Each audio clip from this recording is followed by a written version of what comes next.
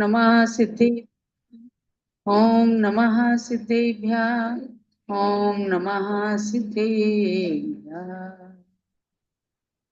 सरस्वती नमस्तुभ्यं वरदे कामरूपिणी विद्यारंभं करिष्यामि सिद्धिर्भवतु मे सदा। जलो द्वाद सांगमयी जिनवाणी माता की जय। परम पूज्य गणिनी प्रमुख श्री ज्ञानमती माता जी की जय। अभ्यात्माओं 3:30 बज चुके हैं। अपने स्वाध्याय क्लास का समय हो गया है। प्रवचन निर्देश का पुस्तक आप सबके हाथों में है और पेज नंबर 124 से चारों अनुयोगों की सार्थकता नाम के अध्याय का मंगलाचरण प्रारंभ करती हूँ। द्वादशांग श्रुतं भाव श्रुतं चाप्युपलब्धये चतुरनुयोगाब्धौ मे निशमन्तो वगायताम्। अर्थात द्वादशांग श्रुत और भाव श्रुत की उपलब्धि के लिए चारों अनुयोग रूपी समुद्र में मेरा मन नित्य ही अवगाहना करे, ऐसी भावना को लेकर परम पूज्य गणिनी प्रमुख श्री ज्ञानमती माता जी ने 8-9 अध्यायों में इस प्रवचन निर्देश का ग्रंथ के माध्यम से 68 ग्रंथों का सार भर दिया है। एक श्लोक मुझे याद आता है, जैसे आदिनाथ भगवान के संबंध में वैदिक शास्त्रों में कहा है, अष्टषष्टिषु तीर्थेषु यात्रायां यत् फलं भवेत् श्री आदिनाथ देवस्य दर्शनात् तत्फलम भवेत्। क्या कहते हैं कि 68 तीर्थों की यात्रा का जो फल होता है वह एक प्रथम तीर्थंकर भगवान आदिनाथ के दर्शन से उतना फल होता है। समझ गए क्या? आप सब अयोध्या में आए हुए यात्रीगण, ये समझो कि हमने आज 68 तीर्थों की यात्रा कर ली। ये वेद पुराण कहते हैं। इसी प्रकार से 68 ग्रंथों के स्वाध्याय का जो सार है वह एक प्रवचन निर्देश का ग्रंथ के स्वाध्याय से हमें सार प्राप्त हो जाता है, स्वाध्याय का फल प्राप्त हो जाता है। सम्यक दर्शन आदि प्रकरणों को पढ़ने के बाद इस अनुयोग में आप पेज नंबर 131 पर आ जाइए। 131 अर्थात 4 अनुयोगों में प्रथमानुयोग है। प्रथमम करणम चरणम द्रव्यम नमः। ये जिनवाणी इन 4 अनुयोगों में निबद्ध है। प्रथमानुयोग, करणानुयोग, चरणानुयोग और द्रव्यानुयोग। ये चारों ही अनुयोगों के माध्यम से जो ज्ञान प्राप्त किया जाता है वह सच्चा ज्ञान कहा जाता है और वह केवल ज्ञान तक को उत्पन्न कराने में कारण बनता है। तो अनेक चीजों को आपने उदाहरणों को सुना कि जिन ग्रंथों के अंदर महापुरुषों के चारित्र होते हैं वे प्रथमानुयोग के ग्रंथ हैं। आप कहते हैं कि तीर्थंकर होने वाले महापुरुष भी कितने बहुत तक पुरुषार्थ करते हैं, यानी सम्यक दर्शन होते ही मोक्ष प्राप्ति सुलभ नहीं है। तीर्थंकर आदि महापुरुषों ने भी कई बहुत तक दीक्षा ले लेकर घोर तपश्चरण किया है, जब कहीं जाकर उनको सिद्धि की प्राप्ति हुई है। ये बात प्रथमानुयोग से ही तो जानी जाती है। तो देखिएगा कि भगवान ऋषभ देव के जीव ने महाबल विद्याधर राजा की पर्याय से स्वयं बुद्ध मंत्री के संबोधन द्वारा 8 दिन तक अष्टांगिक पूजा करके 22 दिन की संलेखना ग्रहण कर ली और वो ललितांग नाम के देव हो गए थे। वहां से चलकर वज्रजंग राजा हुए और अपनी श्रीमती रानी के साथ एक बार चारण मुनियों को, चारण रिद्धिधारी युगल मुनिराज को आहार देने का जो पुण्य संचित किया उसके फल स्वरूप भोग भूमि में वे पति पत्नी दोनों आर्य और आर्या हो गए। और वहां जाने तक उनको सम्यक दर्शन नहीं था। वहां पर भोग भूमि के अंदर मुनियों के उपदेश से सम्यक्त को प्राप्त किया। पुनः मरण करके श्रीधर नाम के देवता हो गए। वहां से आकर सुविधि नाम के राजा हो गए। और जो उनकी पत्नी श्रीमती थी वह आकर उनके पुत्र के रूप में, केशव नाम के पुत्र के रूप में जन्म ले लेते हैं। उनके मोह में पड़कर वैराग्य होते हुए भी दीक्षा, जैनेश्वरी मुनि दीक्षा नहीं धारण कर पाए और श्रावक के उत्कृष्ट व्रत अर्थात क्षुल्लक व्रतों को धारण किया। आज लोग समझ लेते हैं क्षुल्लक क्षुल्लिका के व्रत कोई महत्व नहीं रखते, बहुत बड़े महत्व रखते हैं। देखो भगवान ऋषभ देव ने भी अपने पूर्व में क्षुल्लक व्रतों को धारण किया, 11 प्रतिमाओं का पालन किया और उसके बाद सल्लेखना से मरण करके अच्युतेंद्र हुए, यानी 16वें स्वर्ग में इंद्र हुए। पुनः वज्रनाभि चक्रवर्ती हुए। 6 खंड का राज्य भोग कर वहां से भी उनको त्याग करके दीक्षा लेकर और अपने पिता वज्रसेन के समोसरण में दीक्षा लेकर संपूर्ण द्वादशांग सूत्र का अध्ययन करके 16 कारण भावनाओं के द्वारा तीर्थंकर के पाद मूल में तीर्थंकर प्रकृति का बंद कर लिया और जिन कल्पी मुनि होकर के विचरण करने लगे। एक समय ध्यान में आरूढ़ थे, उस समय उपसम श्रेणी पर चढ़ गए और 11वें गुण स्थान में पहुंचकर यथाख्यात चारित्र के धारक पूर्ण वितरागी हो गए। पुनः वहां से उतरे। उपसम श्रेणी आपको बताई गई ना कि वहां या तो मरण करते हैं या वहां से उतरते हैं। उतरने में 6ठे 7वें गुण स्थान में भी आ जाए, 5वें में, 4थे में और पहले गुण स्थान में भी आ सकते हैं। तो वे उतर करके वापस 7वें और 6ठे गुण स्थान में आ गए। पुनः दूसरी बार उन्होंने उपसम श्रेणी में आरोहण किया और दूसरी बार उपसम श्रेणी में आरोहण करके शुक्ल ध्यान को पूर्ण करके उत्कृष्ट समाधि को प्राप्त हुए। उस समय उनकी आयु पूर्ण हो गई। तो 11वें गुण स्थान में जब दोबारा उपसम श्रेणी मांडी तो 11वें गुण स्थान में उनकी आयु पूर्ण हो गई और मरण करके वे जाकर सर्वार्थ सिद्धि में अहिमिंद्र देव हो जाते हैं और वहां से आकर भगवान ऋषभ देव बनकर अयोध्या में जन्म लेते हैं। ये 10 भाव जो महापुराण के अंदर बताए गए, इनके माध्यम से ज्ञानमती माता जी कहती हैं कि इस प्रकार से भगवान के 10 भावों को पढ़ने के बाद ये निश्चित हो जाता है कि जब तीर्थंकर आदि महापुरुषों को पूर्व जन्मों से मोक्ष जाने के लिए इतनी तैयारी करनी पड़ती है, तो आप समझो कि हम लोगों को भी कितनी तैयारी करनी पड़ेगी। ऐसे ही सहज में थोड़े मोक्ष मिल जाएगा।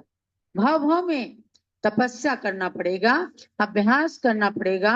देखो पूर्व भाव में 2 बार उपसम श्रेणी में आरोहण करने की स्थिति को प्राप्त कर लेना, वहां से चय करके और सर्वार्थ सिद्धि में अहिमिंद्र होना, ये सब बातें, ये सब कर्मों की विचित्रता और किस प्रकार से संसार से छूटने की अवस्था, ध्यान में लीन होने की अवस्था किससे प्राप्त होती है? पुराणों से, प्रथमानुयोग से। और फिर तीर्थंकर के भाव में भी उन्होंने 1000 साल तपस्या की, तब जाकर के उनको केवल ज्ञान हुआ। पुनः छपक श्रेणी पर आरोहण करके उत्कृष्ट आत्म ध्यान में पहुंच करके और वे भगवान ऋषभ देव बन गए। जब सिद्धशिला पर पहुंच गए तो महाबल राजा की पर्याय से उनके भवों को जाना और वहां जो उनके मंत्री थे उनमें से 3 मंत्री जो मिथ्या दृष्टि थे, उन्होंने महाबल राजा को बहुत भ्रमित करने की कोशिश की, लेकिन एक मंत्री सम्यक दृष्टि था, उसने महाबल राजा को बचा लिया।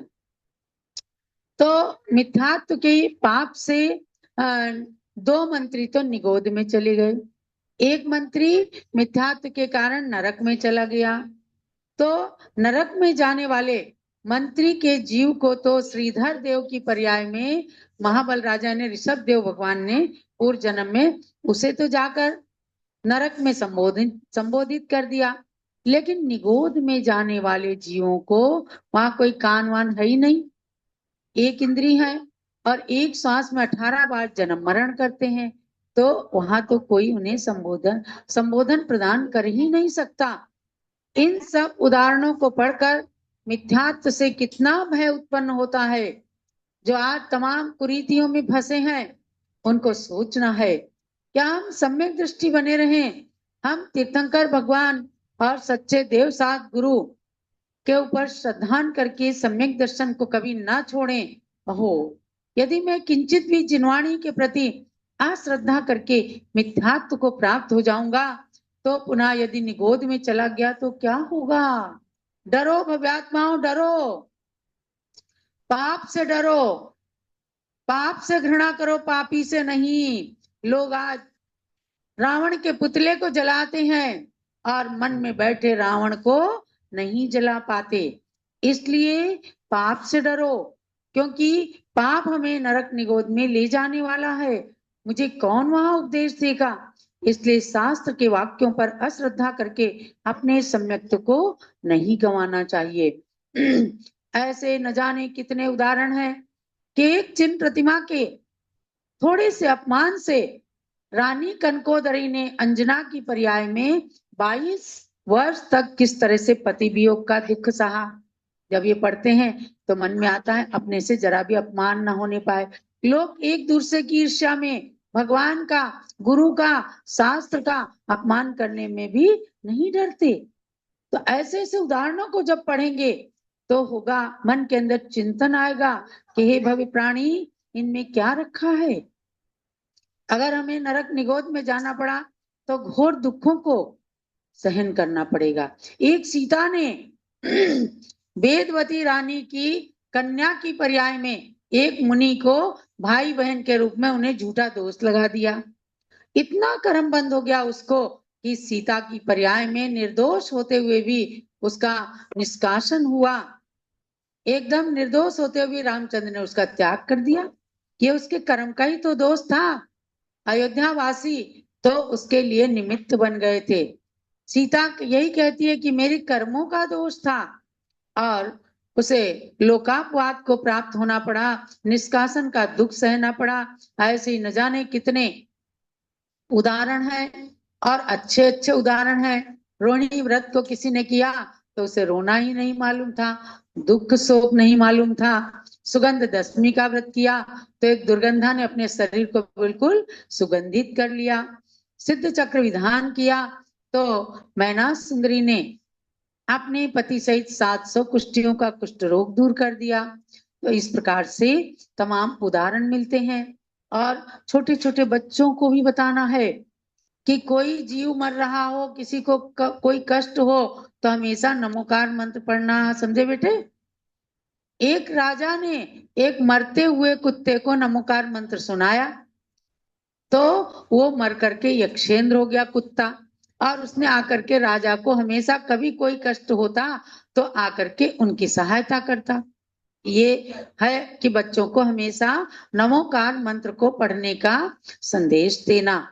एक राजा ने नमोकार मंत्र का अपमान किया, केवल पानी में लिखकर और उस पर पैर रख दिया, और उसे एक देवता ने एकदम शक्ति प्रकट करके और उस राजा को मार दिया और वो मर करके नरक में चला गया। तो एक सियार ने रात्रि भोजन त्याग कर दिया मुनि के उपदेश से, तो मर करके तिर्यन चोनी छोड़ करके प्रीतिंकर कुमार नाम का देव हो गया, और प्रीतिंकर कुमार सेठ हो गया और उसी भाव से उसने मोक्ष को प्राप्त कर लिया। तो इस प्रथमान योग चैप्टर को समापन करते हुए ज्ञानमती माता जी इसके माध्यम से कहती हैं कि अरे भव्यात्माओं, इस प्रकार से पुण्य और पाप के फल को नाना उदाहरणों के माध्यम से जान करके सहज में ही पापों से डर लगना चाहिए और पुण्य कर्म की ओर प्रेरित होना चाहिए कि हमें पुण्य में आगे रहना है और पाप कार्यों में पीछे रहना है। कभी किसी को गाली नहीं देना, किसी का उपकार कर सको तो करना, नहीं कर सके तो कम से कम उसका अहित करने की नहीं सोचना। तो धर्म में श्रद्धा, अनुराग और गाढ़ भक्ति इस प्रकार से अपने मन में जागृत होती है। अतः श्रावकों को ही नहीं, मुनि आरिकाओं को भी प्रतिदिन प्रथमान योग का स्वाध्याय करना चाहिए। अब मैं आपको कल से करणान योग में ले चलूंगी। इन प्रथमान योगों को, अरे ये पूर्व के इतिहास हैं। आज का प्रथमान योग क्या है?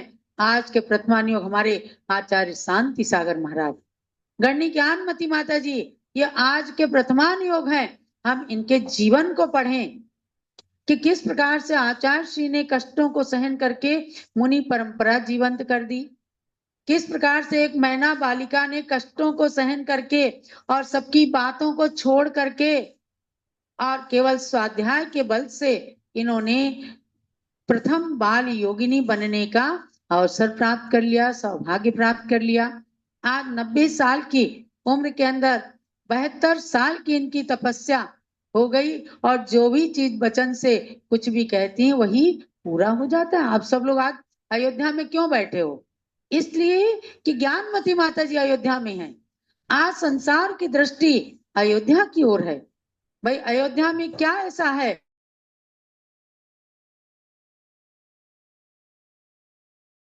संत तीर्थंकरों की जन्मभूमि अयोध्या का जीर्णोद्धार और विकास हो रहा है। और इसके माध्यम से हम जाने ऐसा क्यों हुआ। इन्होंने ग्रंथों का स्वाध्याय किया, इन्होंने ध्यान किया।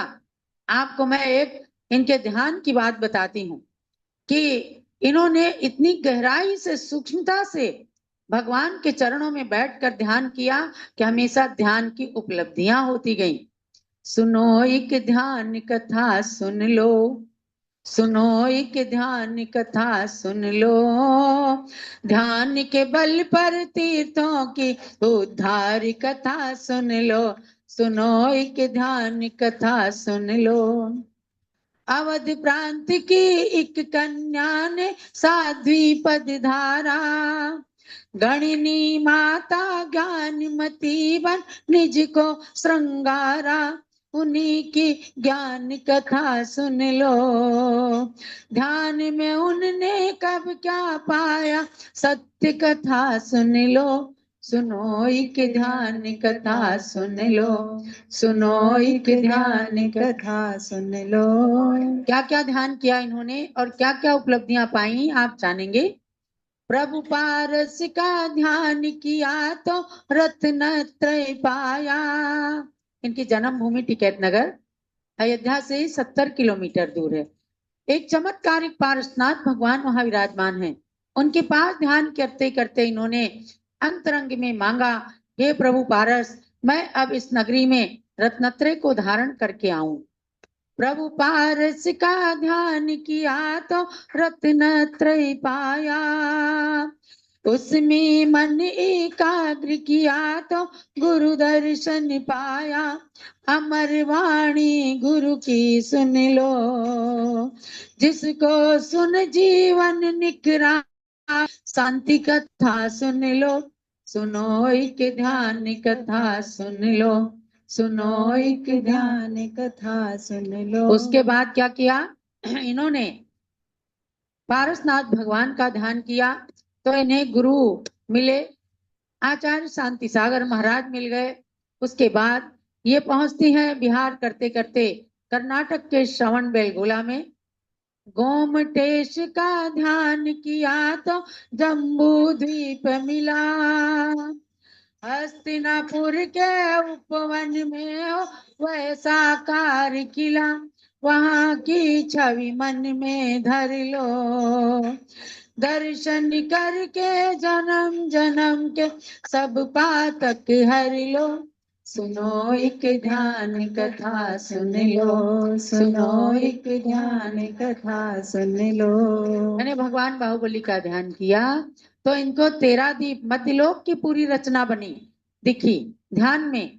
तो जम्बूद्वीप के माध्यम से, 13 दीप के माध्यम से हस्तिनापुर में आज वो साकार दिख रही है।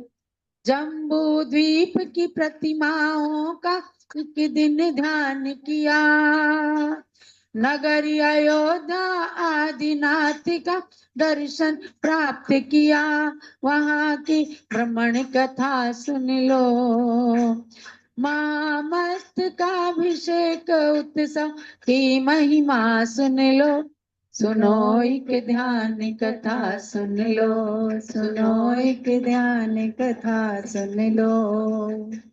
ऋषभ देव की खड्गासन प्रतिमा का ध्यान किया, राजकीय उद्यान में पद्मासन निर्माण किया, सौम्य प्रभु छवि मन में धर लो, ध्यान बिना निर्माण चंदना ध्यान पुनः कर लो, सुनो एक ध्यान कथा सुन लो, ध्यान बना निर्माण चंदना ध्यान पुनः कर लो, सुनो एक ध्यान कथा सुन लो, सुनो एक ध्यान कथा सुन लो। बहुत सारे तीर्थों पर जाते हैं, वहां देखते हैं कि जिन तीर्थों को आवश्यकता थी जिस चीज की, वह वहां पर साकार हो गए।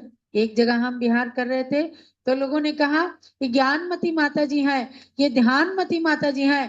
फिर दूसरे व्यक्ति बोले ये तो निर्माणमती माता जी हैं। झालरा पाटन के अंदर माता जी ने एक शिलान्यास कराया, वहां के लोग कहने लगे माता जी आपका तो नाम निर्माणमती होना चाहिए, क्योंकि आप जहां जाती हैं तो तीर्थ का निर्माण हो जाता है। तो भव्यात्माओं, ये है प्रथमान योग। और प्रथमान योग से अगर आपको कुछ सीखना है तो सीखो कि ज्ञानमती माता जी ने कैसे अध्ययन किया, ज्ञानमती माता जी ने कैसे ध्यान किया। तो उस ओर हम जब जाएंगे तो बाहर की तमाम छोटी मोटी बातें जिनको सुनकर मन विक्षिप्त भी हो जाता है, वो सब कुछ समाप्त हो जाएगा। इसलिए प्रथमान योग के ग्रंथों का स्वाध्याय करना, मैं प्रतिदिन कहती हूँ आप सब नियम कर लो कि किसी ना किसी प्रथमान योग के शास्त्र को, चाहे महापुराण सार आप जम्बूदीप से मंगाओ, 2400 तीर्थंकर भगवान के 63 सलाहका पुरुषों के बारे में छोटा छोटा चारित्र है, उसको पढ़ लोगे तर जाओगे। तो ऐसे प्रथमान योग के बारे में आप सबने ज्ञान प्राप्त किया। आज के स्वाध्याय का यही सार समझना कि इन महापुरुषों के चारित्र से हम अपने जीवन के अंदर भी कुछ ना कुछ परिवर्तन बदलाव ला करके और अपने मानव जीवन को सफल बनाएं। अब हम चलेंगे गुरु भक्ति की ओर और आचार्य देव के चरणों में अर्घ चढ़ाकर पूज्य माता की पूजन करें।